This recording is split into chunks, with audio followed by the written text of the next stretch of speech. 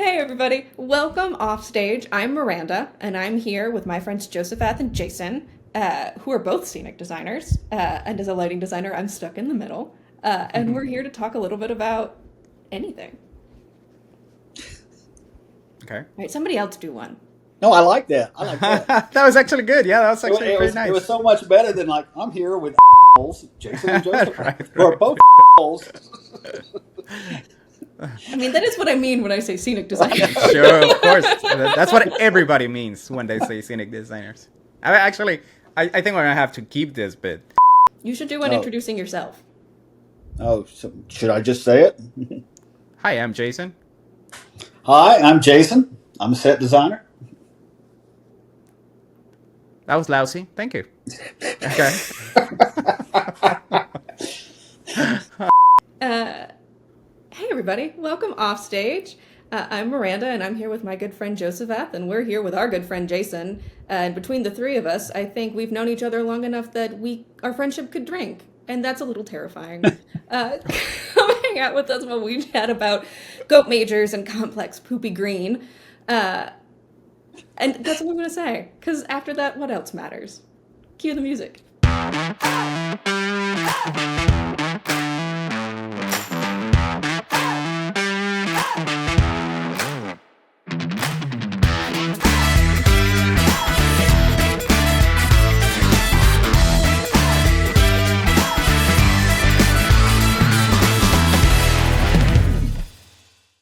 Well, apparently it used to be the Bluebell, and Oh, then at okay. some point they changed it to Goat Major, which was in keeping with because they still had the pictures of the Goat Yeah. Major and Remember everything that? in the pub, but they changed it to Goat Major, and now they've changed it back to the Bluebell.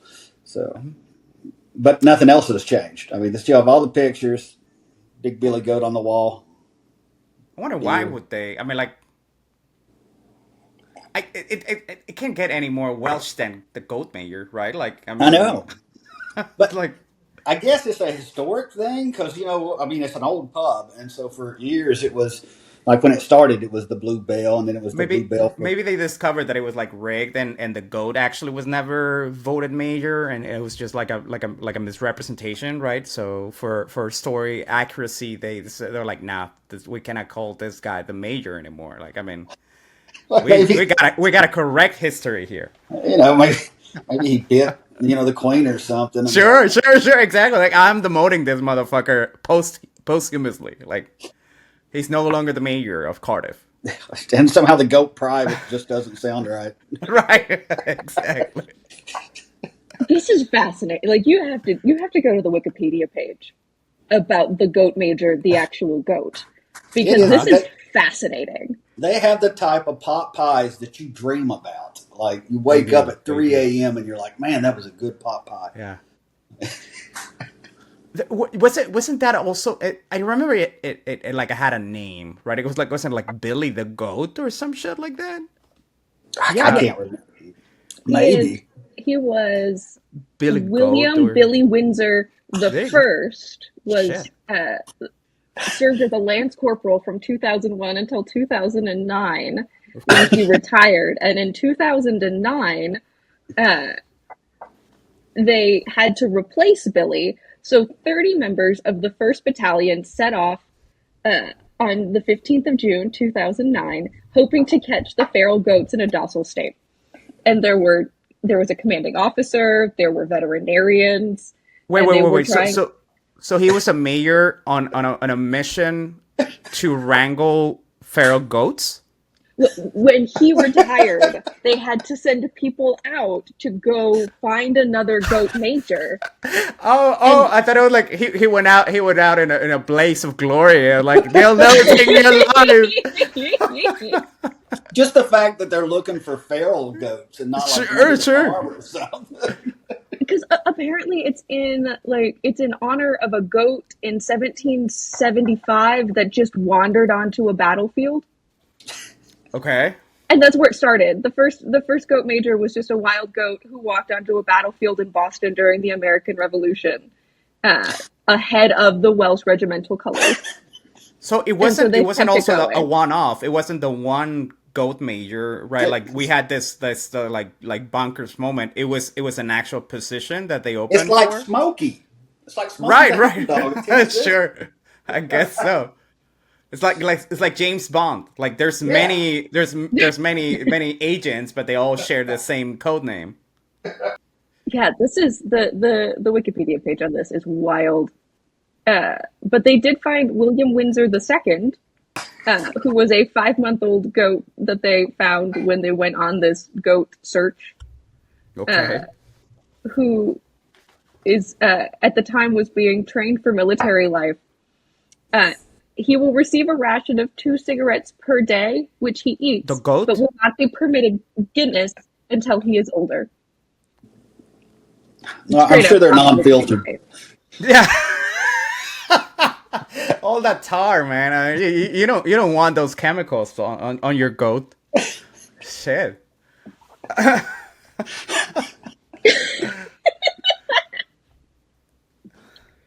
That is bananas. I mean, like, it had to be like for fun, right? Like they could have like just done it seriously. I mean, I don't know. I think in the style of Welsh humor, I think that it was a joke, but I think it was a very serious joke. Yeah, but if a joke is continued throughout years, Sure, over sure. time it becomes very serious. It becomes a legend. Yeah, yeah. That's how we get tradition. But again, in kind of like the choice of places to joke about, kind of like the battlefield sounds like the last place that you would be like, oh, you know what'd be fucking funny if we just call this goat the major. I don't know. I think you have to have a sense of humor in a situation like that. So, I mean, no, I can totally see it. You be want to know. Yeah. Apparently at some point, what was I was reading? I don't know. It could have been Turkish or Romanians or something during World War One, but they had a pet bear that would that would help them transport shells. So I don't know. Sure, I mean, but that's like a mule, right? Like that's a Yeah, but they piece of gave him a burden. military rank though. He was like a private. Maybe it Yeah, was the okay. Poles. Sure. Well, still private kind of like makes a little bit more sense if you're just carrying ammunition around the battlefield. But the goat major led them into battle. Like he was ahead of the colors. Like he had to have a rank. He was the first one who went out. Well, the crazy thing is they did not bring that goat with them. That goat was an American goat. Oh, okay.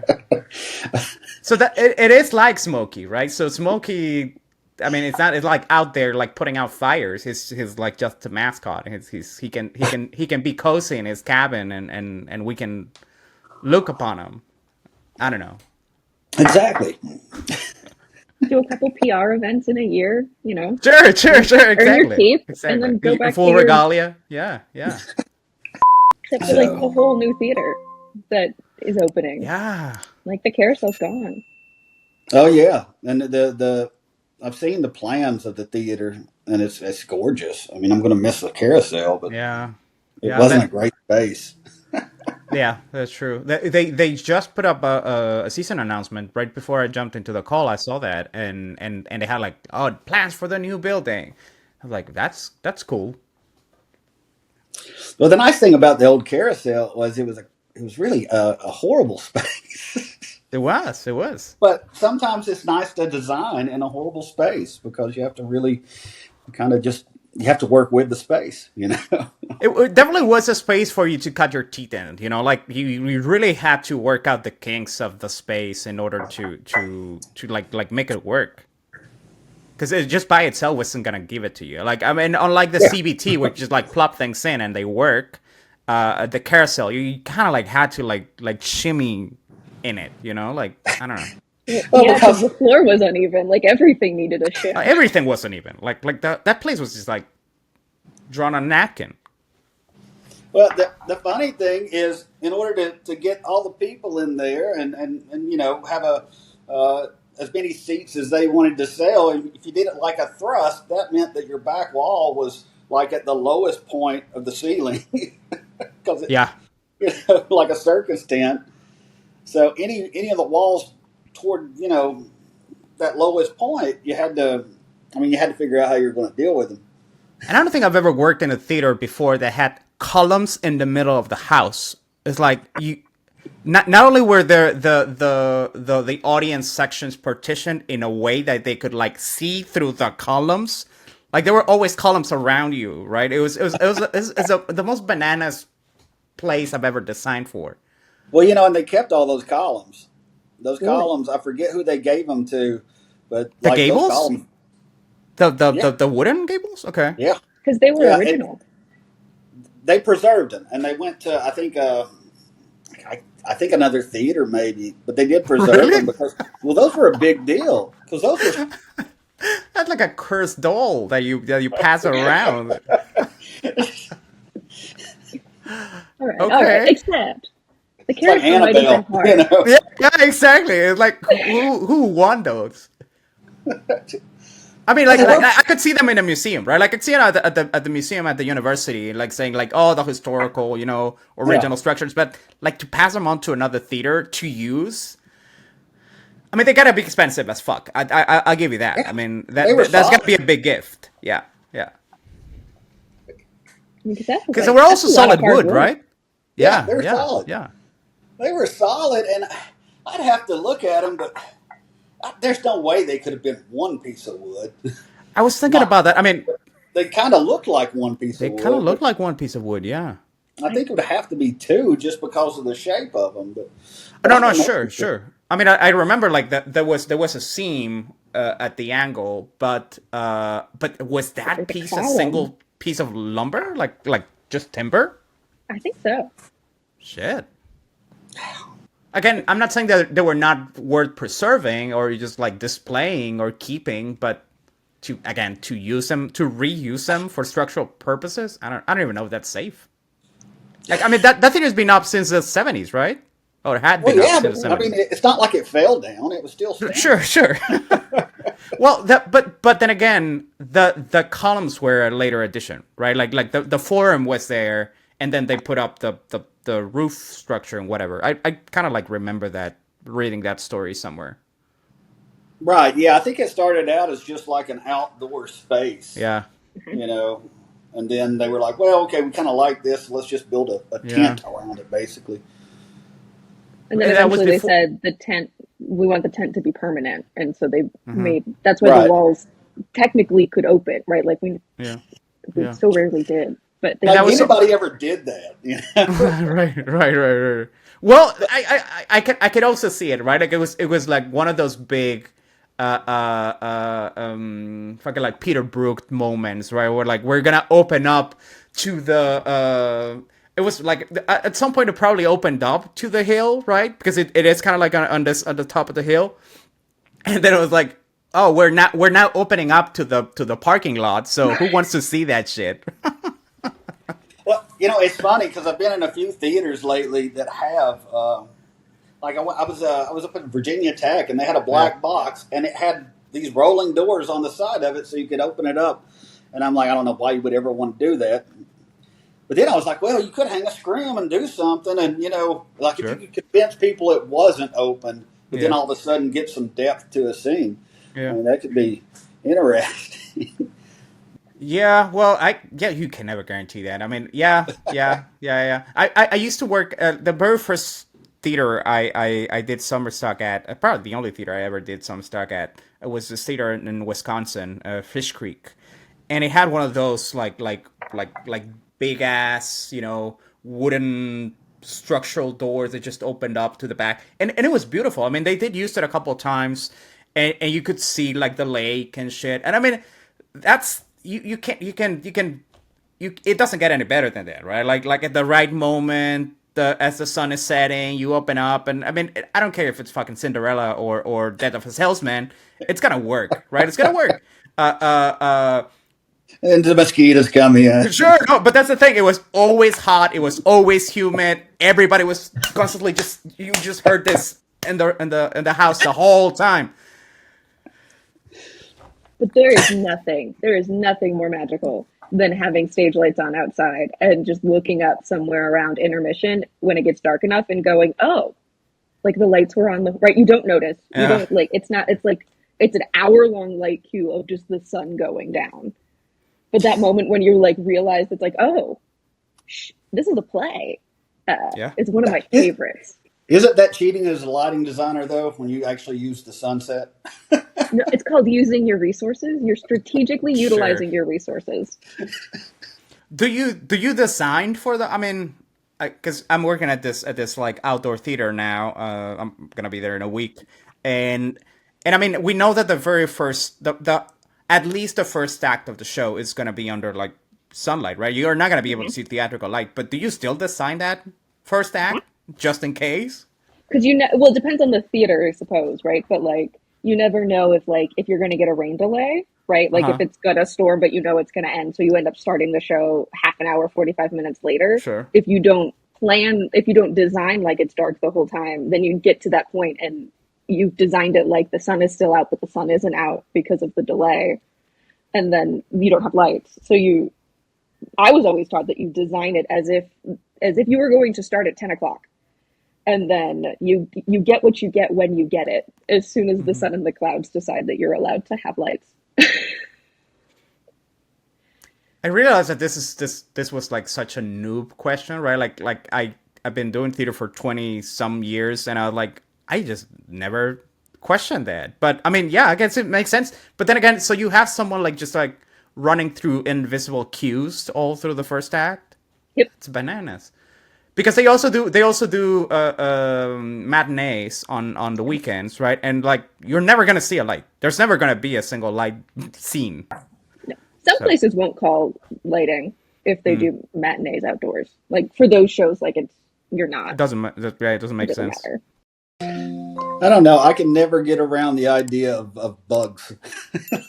Bugs. I suppose you could put like bug zappers up at intervals throughout the I audience. don't know. I think that'd be worse. Imagine just like hearing the sapping all going all through the show. That's Work that into your lighting plot. I know, right? Part of the sound design. Yeah. You know what? That doesn't sound half bad. Futility of life. Yeah, I could see that. Right. It's a little bit of yeah, gravity. Sure, sure, sure. Exactly, exactly. Henry V, and all of a sudden, to turn on Zappers, and everything is just like dying around you. Shit, I could go for that. And they're the older Like ones, right? Like you're watching a they're play in a graveyard. Yeah, exactly, exactly. with just this quiet, low grade, like next to Right. your The ear, the right? Because hum. it's not like a new silent one. It's something somebody found in the back of the Sure. theater. Again, just thinking that this is a question that I should have known, I guess. But like, what is one misconception that you've heard from someone who's not a theater person that assumes about theater? So let me give you an example. I used to date this person a million years ago, and they work in the Department of Justice or something like that. Some like clerical office work, and they were like, "Oh, so what do you do?" Like, "Oh, I'm a scenic designer. I work in theater." I'm like, "Oh, so you unload the trucks?" I'm like, "What trucks?" It's like I They hope said like, not. "Yeah, yeah, the trucks with the set." I'm like, "No, there's a different set for every show." Oh, you mean so there's not like an Indiana Jones kind of like boneyard full of crates where they're like every single set is stored and then it's just passed around the country? I'm like, no, no, it doesn't work like that. We build shit from scratch every time and then we toss it away. It just goes to the dumpster. So yeah, I mean the idea that there's not a single set for every single play, it's something that just like I never thought of that, but I'm like, yeah, sure. I mean, I guess if you never done theater, you never been in a theater, you kind of like can assume that. I don't know. Or like if you've only ever seen like tours, right? Because the Broadway tour looks Sure. like the Broadway sit down show. If you've seen pictures of the sit down show and you've seen the tour, or you've seen the tour in different cities, and it's like, yeah, they all look the same. Shouldn't every time you do The Sound of Music it look the same? Sure, sure. The I don't. trademark. I love it when people are surprised about how fake everything really is. What do you They're like, mean? "Oh my god, that statue was beautiful." It's like, "Yeah, that was foam," and they're like, Yeah, "Oh." It's like, "What do you think we're gonna like carve sandstone and get it up there on stage?" yeah. Like, no, we don't do that. Yeah, that's it. Yeah, I mean, I ain't throwing anyone under the bus, and we're probably gonna cut this part, but I get that from like student directors at times, right? Where they're like, oh, I want this wall to be concrete. I'm like, yeah, we can paint it concrete. They're like, no, no, no, I want it to be concrete because the like the strength of the material. Like, yeah, we get it, but it cannot be concrete. We're not gonna build you a concrete wall. We can make it look like concrete. Like, no, no, no, but it has to be concrete. Like, sure.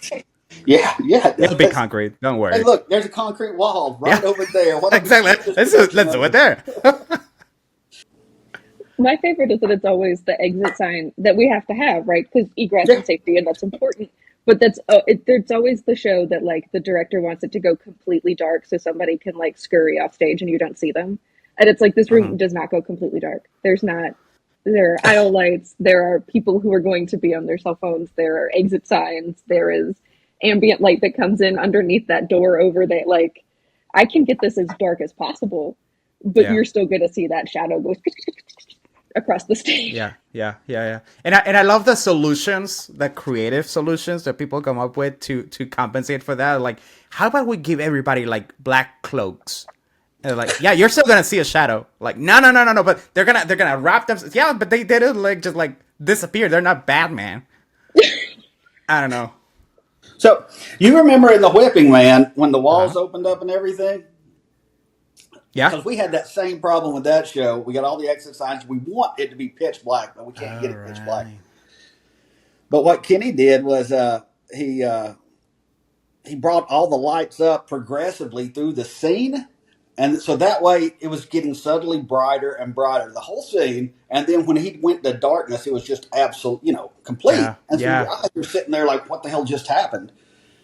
And it took about 8 seconds for you to regain your vision, right? And so Yeah. we actually worked it out. Like John Sipes is sitting there going, "Oh no, this has to be like 8 seconds." We got to get. And we Sure. had the walls opened up, the stuff came out, and they got it to where they could do it in the amount of time that we figured was would work. Uh, which Yeah. we didn't make it all the way through the play until Invited Dress. Because he was going one scene at a time. He's like, "Oh, this has to be perfect," and which was great for that show. It worked. Living on the edge, man. Yeah, I that set was beautiful. I think that was one of my favorite sets that I've seen at the carousel actually. Because I remember the candles, Oh the man. candles that you scattered around the front and how they were controlled and just like started like taking over the space. That was beautiful, man. Well, that's we actually took real candles and we poured them out and we put those little flickering Oh, LEDs really? in.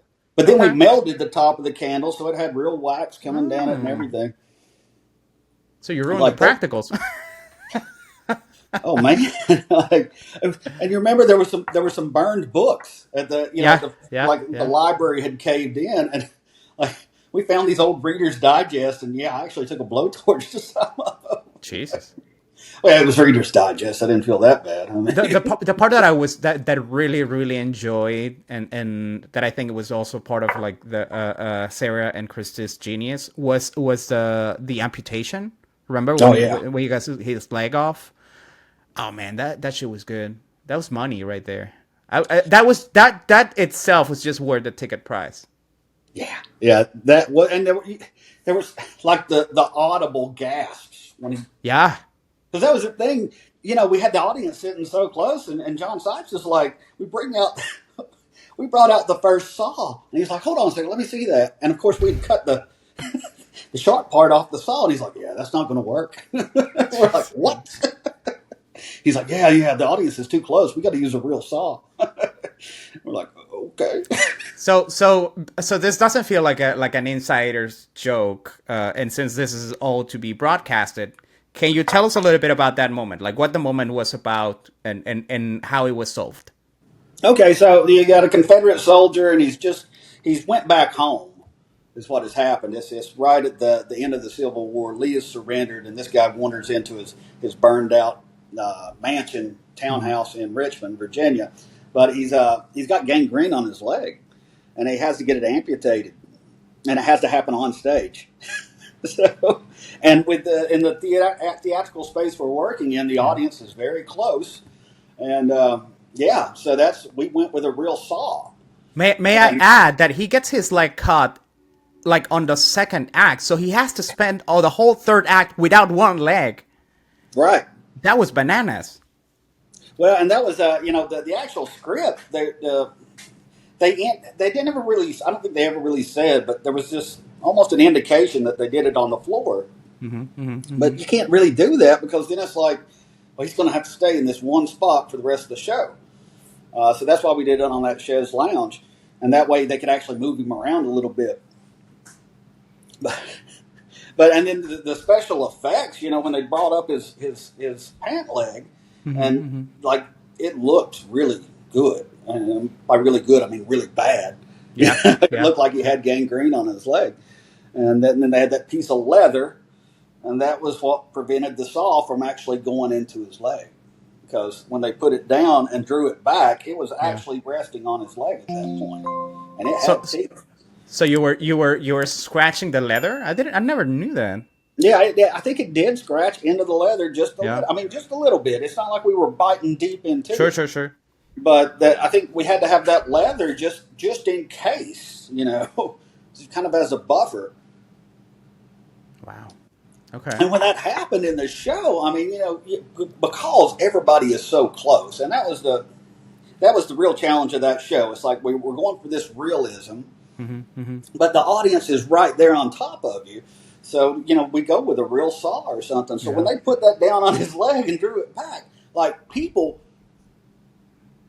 I mean, they lost it. I It's like, remember that. and then it went to black. And Yeah, it was like, yeah. wow. And Did you hear again, that? he But gets his leg cut off on Act 1. On Act 2, he's resting on a couch healing without one leg. And on Act 3, he's got a peg leg, right? So I remember that for Act 2, you all created this kind of like chaise that had a hole in it where he would like put his actual leg. That was Trammell. Yeah, that was Trammell. Shout out to my man Trammell, who just Right. got a nomination for the Emmy. Nice. Yeah, it's funny. He probably got it by this point, but I don't know when this is gonna come out.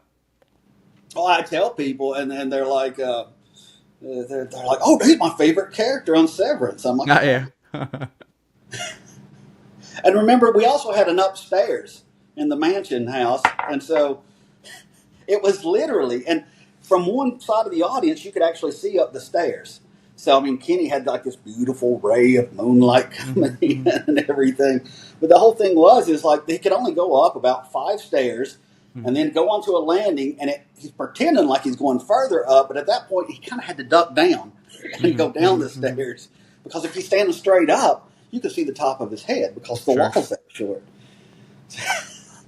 Am I really see him through the misremembering, or grid. was there also rain at the end of the show? Was there rain at the back wall? Oh, yeah. So we had those windows, and at the beginning and at the end, we had rain that was dripping down. And I want to say we did. We had a leak in the roof, and there was a bucket sitting there, and they had run rubber tubing, and they had like the part of a hypodermic needle, and they had it filled with water, and they just sat there and just slowly and that was for pre-show. You're sitting there, and water's just barely trickling down the windows, and there's a drip in the roof. Yeah. And then, it opens the show, and the rain gets really strong, and there's a little bit of lightning and stuff like that, and some thunder, and then the soldier comes through the door. And, of course, then later, as the show develops, we're not even messing with the water leaking through the roof anymore. Yeah. And they wind up moving the pail. Yeah, it was kind of cool. And I had people like, how'd you get that leak in the roof? somebody's job during pre-show was to sit there and just slowly like hit a plunger for the entirety of just every once in a while for the entirety of pre-show.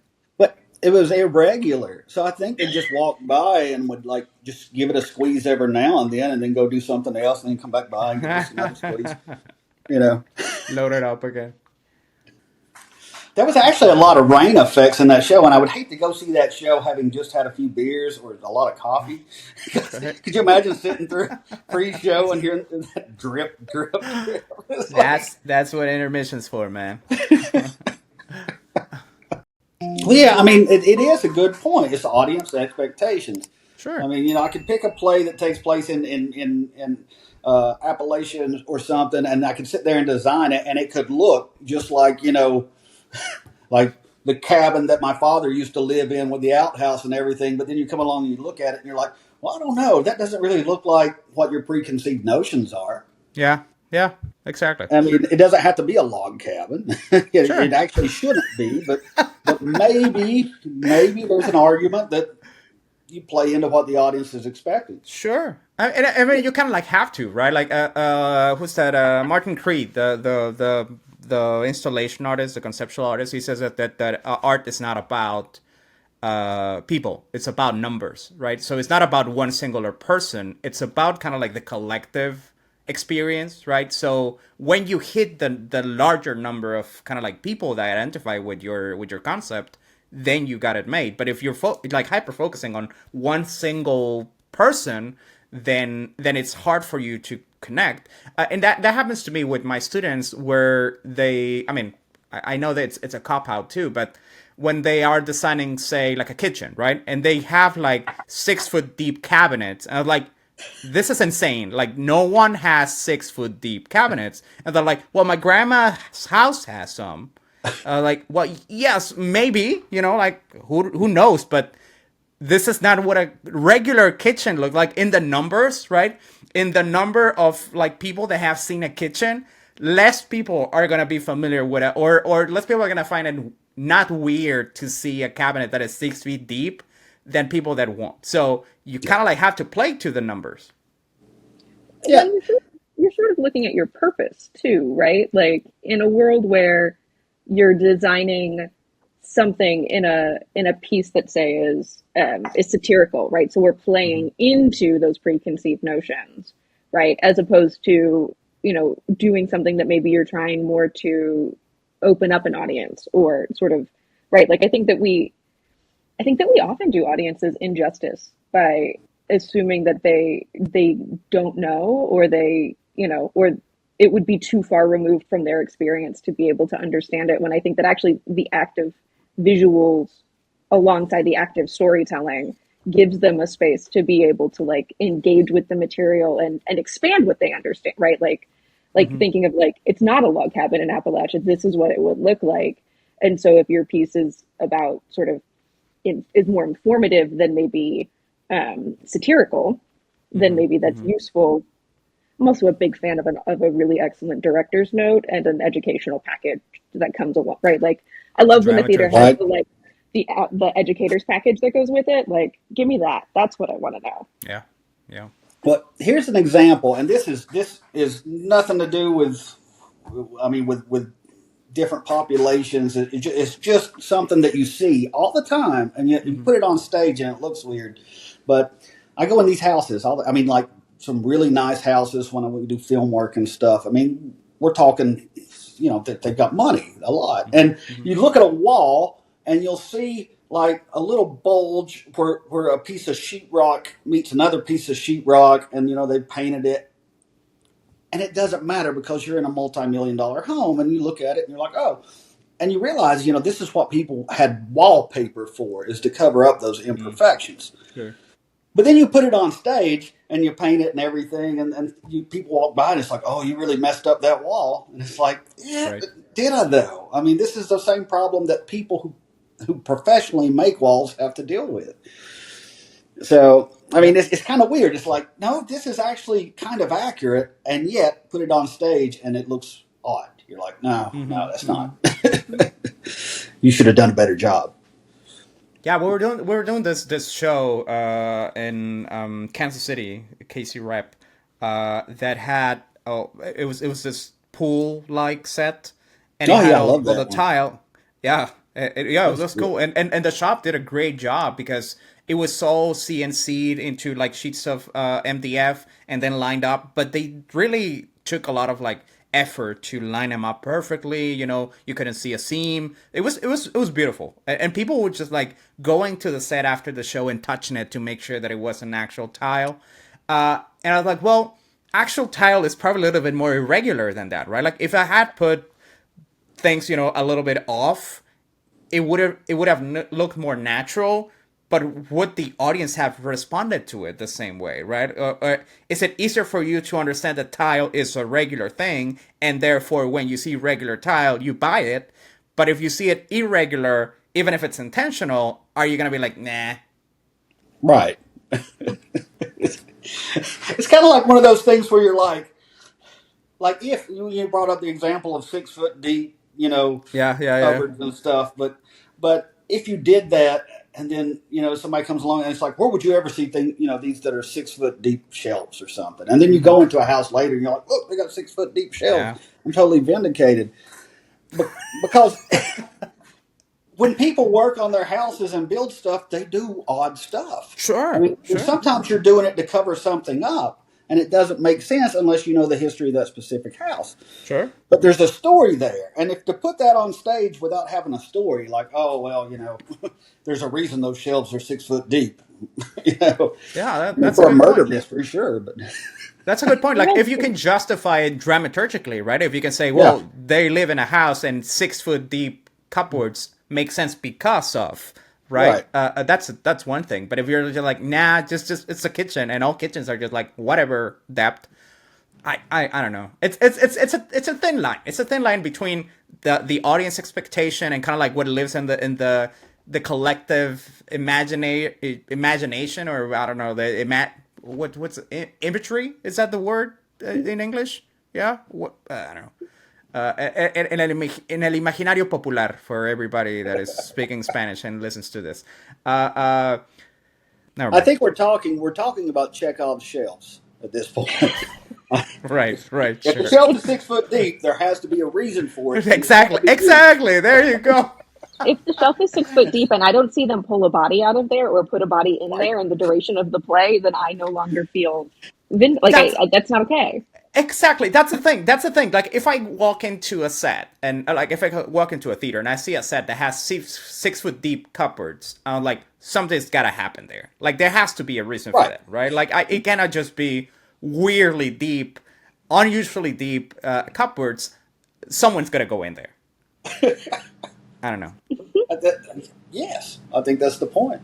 Yeah, yeah.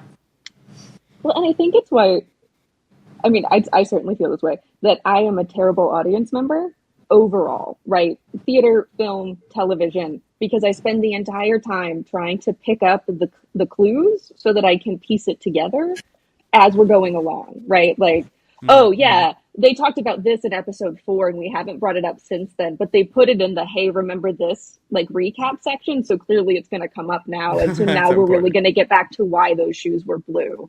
And Sure. it's like, and I will spend the entire time just piecing that together because I want to solve it so that like when it happens, I'm like, okay, great. Yep. I got that right.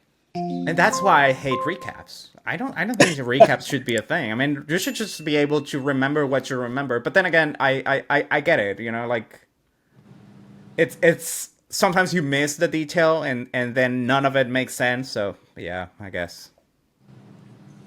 The I really recaps hate are it when not they for, when they do a recap and they're bringing something like for like 4 episodes before, and they're like, "Oh, remember this little clip? Guess it's gonna be, it's gonna mean something now." I'm like, ugh, okay, whatever. But everybody does that now, Sure. and it is. I mean, it's a trigger. You're sitting there watching it, and you're like, "Oh, I'd forgotten all about this," but now the fact that they've reminded me of it means something's going to happen with it. Yeah. It's like you can almost predict the plot before you watch the episode because of what's given in the recap. Yeah. but like But I when you don't. think about it, it's one of those things that like it reminds me that there are people who haven't spent their entire lives being told to track these things, right? Like we Sure. can tear apart a text within an inch of its life to try to track each one of these choices and how it ends up here and why those cabinets are 6 foot deep in each of those individual pieces. But like your average human being does not do that. Right. That is not actually a collective shared experience. That is a weirdly shared experience amongst people who do the kind of work that we do. At the same time, you kind of like have to have that sensibility of. I feel like that is something that I was struggling with at the beginning of designing for film, where I just didn't know what I was gonna need. Right. I feel like you pick up a lot of tricks of like, I need to have a colorful painting because Yeah. whatever the camera is pointing, and if they see a gap, I can just like plop this thing somewhere, right? Yes. And then worry about it later. But at the beginning of the process, in the pre-production process, you have to kind of like think about the tools that you're gonna bring with you just in case, right? And that doesn't always occur to me, back then, where I was like, yeah, I probably should bring like 3 extra paintings because they're gonna be pointing at something that's gonna have nothing on it, right? It's gonna be a theme there. Yeah, it's like whenever I do something, one thing that I have to have, Mm-hmm. like when I'm going into a scene, if I have to have sheer curtains, because Mm. whoever's doing lighting at some point is going to be like, "Do you have any sheer Oh, curtains?" smart. And we need to diffuse some light. So I always have a lot of sheers, Okay. and then I have lamps because they'll put their own bulbs in it and everything, and be able to adjust the lighting on it. So I just make sure I always have like 2 or 3 lamps with me. And if I'm doing something in a house and I'm just looking, one of the best ways to make a house or a hotel room, any place where people stay, Mm-hmm. one way to make it look instantly lived in is clothing. Mm-hmm. Not just the clothing they're wearing, but Just put toss a it stack around. of like they've been doing laundry or Yeah, something, yeah, yeah. or they're slobs and they just threw their gym Mm-hmm. shorts on the back of a chair or something. I mean, and that's instant texture. It's instant color. It's instant, you're adding something and make it look lived in. Yeah.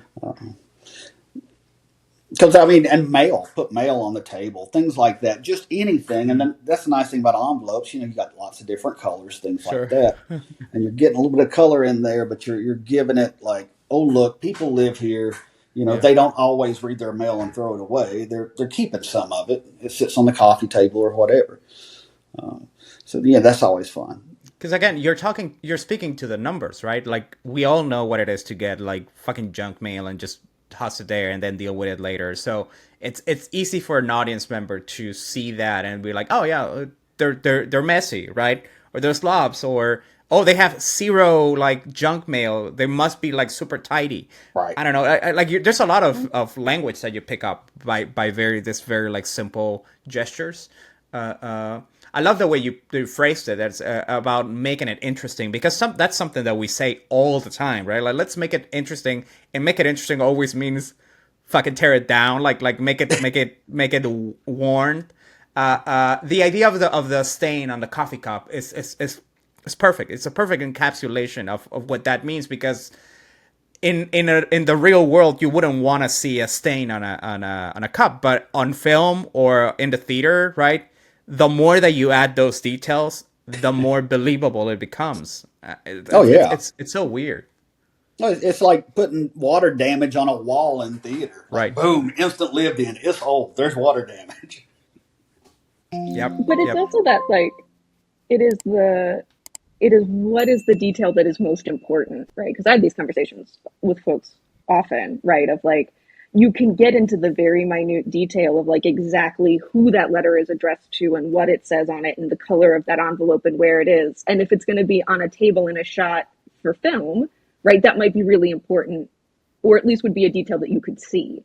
But if you're Mm-hmm. sitting in a proscenium house where your nearest audience member is 30 feet away, you'll never be able to read that, Yeah. right? Versus like if you're sitting in thrust and your nearest audience member is 4 feet away from where you're going to try to saw a guy's leg off. Like, Mm-hmm. where is it that that detail is so very important that somebody can see it, and where is it that that detail has sort of gotten lost, right? That yes, Mm-hmm. you could do this. It would take you 2 hours to do all of this detail work, and it would be beautiful, and no one will be able to see it, right? The wall doesn't have to be concrete. The wall has to look like it's concrete Yeah. from 40 feet away on a moving horse, Yeah. unless your audience is going to touch it. Sure. That's a whole nother ball of wax. But yes. Well, and then, so with film, uh, like we've got at our studio, we have a jail cell, and the jail cell looks really good. And Mm-hmm. if they do some, if they do film in there and everything is perfectly crisp and in focus, it will still pass. But you'll start to notice, like, hey, wait, maybe the bars are wood; they're not Mm-hmm. actually metal. Mm-hmm. And if you Mm-hmm. get too focused on them, then maybe you could see the wood grain or something like that. But you Sure. don't. It's all about with film. You're sitting there thinking about what's in focus, what's out of focus. I mean, and it kind of mimics that, like, well, if it looks good from 30 feet, it's good. Mm-hmm. Yeah. The hardest thing, I think, as far as detail goes, is really is when you're designing for the theater, but you're doing it with the audience right on top of it. Now that, Yeah. I think that's the most difficult thing, because you don't get that distance and you can't adjust your focus. Yeah, because the mind wanders, and all of a sudden I'm starting to look at the underside of that platform or the side of that platform. And if it's not like painted right, again, it's gonna take you out. It's gonna take you out Yeah. of the experience. Yeah, yeah, Or when you get into immersive work, right? And then you can't control where the audience is coming, right? Like maybe you have like a way of like moving them through the space, but Mm-hmm. like there's not a fixed point from which they're looking at anything, right? Like now you're figuring it out for somebody who's 4'10" and somebody who's 6'4" and somebody who's standing in this corner and somebody who's standing like way over here. And Yeah. you have to communicate that to all of them. And you have to know that if they're able to open that drawer, somebody will.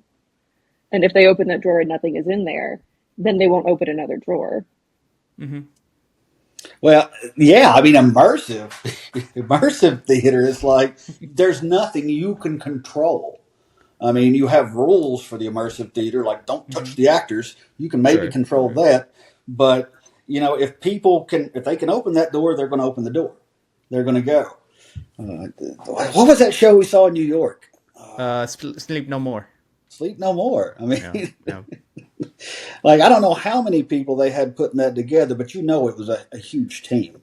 There had to be like a control room in the back with 1,000 monitors where people were just like running around like crazy, right? I mean, I would hope and so. still, so the idea that you cannot control, and yet that thing was like manicured to a T. Like, yeah, there wasn't a spot that wasn't designed. Sure, there were like you could see the roof structure in the woods, right? Remember that woods room? Oh yeah, that was You crazy. like you could of course see there was a ceiling, but at the same time, like whatever the experience was meant to be, it was designed and it was working. And I'm sure there was a million back doors that led to the stage manager's room where people were like laughing their asses at us, wandering around like idiots. But there still had to be that level of like stage managing to say, oh, they're going into that room, like, watch out. Yeah, I couldn't imagine. I mean, that is, it's even when you design, you get on It's a Small World at Disney World and you get Hmm. in the little boat and you see everything. And so you don't know what the back of that animatronic looks like or whatever. It could look horrible. It could look great. Yeah. It doesn't matter. You don't see it. Um, there's so many things you don't see in theater and film, but when you do that immersive experience, I mean, everything has to be I mean, it has to be authentic. I Hmm. mean, Hmm. it has to look good from every angle. Sure. I was showing my students one of my old models from grad school. Uh, I'm surprised you still have it anymore. yeah, and I keep like I've one or got two. parts. And we were like I took them out of the model box because I can feel like I can fit like 8 model boxes in my office. And we were looking at the back, and on the back I wrote "fuck this side." Like, oh, I remember that I used to do that. Like, I don't care about the backside. I'm not gonna paint it. Just fuck this side, right? I'm just gonna do the front because that's what people are gonna see. Sure. That's beautiful. Yeah. And very indicative of like the vibe of how much energy you have left by the time you hit that point in grad school, right? Like it is Yeah. the first day, right? All of the energy, all of the vigor, all of the like, I'm gonna do it, I'm gonna do my best. And that person would probably do all 4 sides. And by the time you get, through your first year and a half, you're like, absolutely not. I am not. Yeah. I can go through my hard drive and I know what are my files from say first year and second year because I've got files called Life is Pain and things like that, or more of this shit. Right. All right, everybody, that's it. Thanks for hanging out with us off stage today. I hope you had a good time. I know that I did. Feel free to like, subscribe, comment below. Let us know that you were here. Share this with your friends. We'd love to talk to you. We'd love to hear from you. Skene is about community. So let's hang out together.